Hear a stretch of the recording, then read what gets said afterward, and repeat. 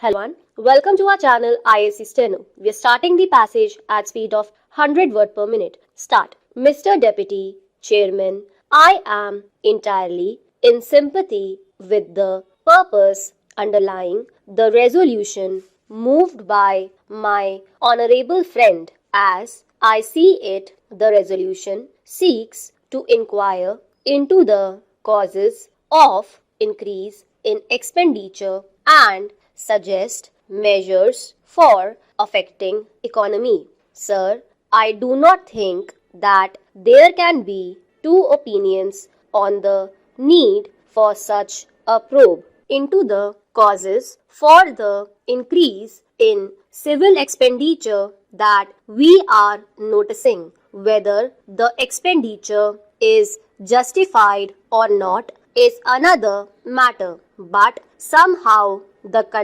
country and the House have the wrong impression that civil expenditure has been increasing at a phenomenal rate after the launching of the 5-year plans. So, sir, to set at rest such notions that these increases are unjustified, at least the government ought to agree to look into the causes for the increase in expenditure. I agree that a commission may not be the most suitable machinery for having such a probe, a commission consisting of members of parliament, but it is immaterial. What machinery is set up to investigate into the whole position? I would go to the extent of saying that the government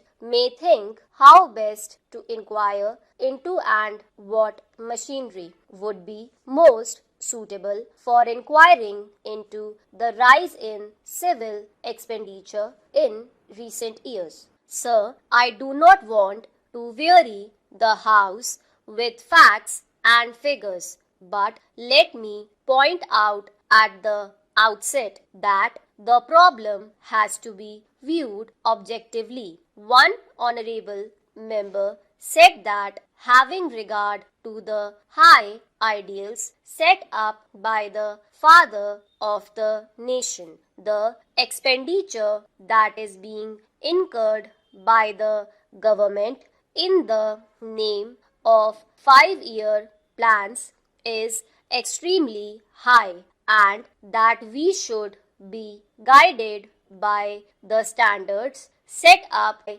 Gandhiji. There was the other extreme point of view where one member urged that because we are engaged in national reconstruction, the whole administrative machinery is geared to the implementation of the plans, so that there can be no distinction between plan expenditure and non-plan expenditure, and so everything is justified. This was the opposite view. We should steer clear of these two extreme views and see how far the rise in expenditure is justified by the tempo of developmental activity, how far it is a waste, and how far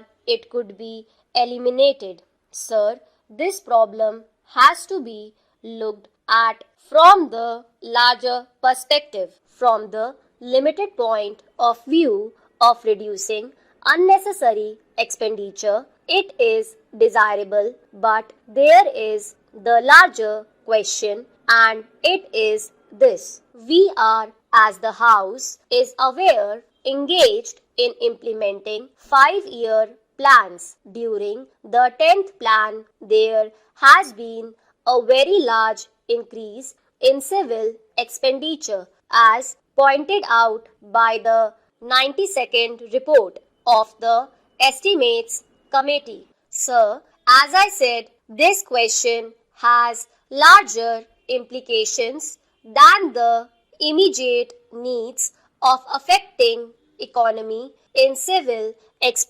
expenditure. To me, it appears that this question is intimately tied up with the question of administrative reforms. We have seen that administrative reforms are on the anvil, but the nature and extent of these reforms are not yet clear, and the House has had no opportunity to discuss them, but reference was made by one or two friends to the reports on the question of reforms, but the reports related only to the need for reorganization of the Secretariat and did not relate to the question of rise in civil expenditure. Sir, as can be noted, the expenditure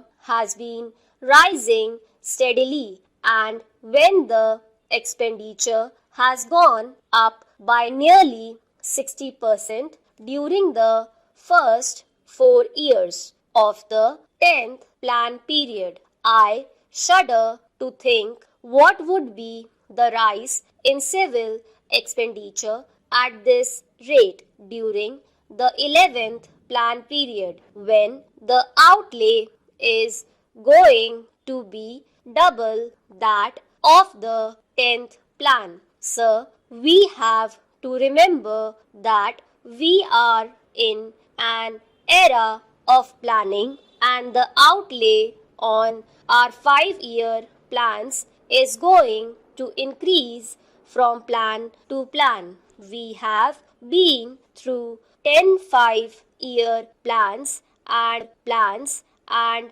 we are at the end of the 10th plan period, and this, I think, is the opportune time when we should review working of the administrative machinery and the extent of civil expenditure vis a vis the outlay on developmental activities, unless we have a probe into the state of affairs at this juncture.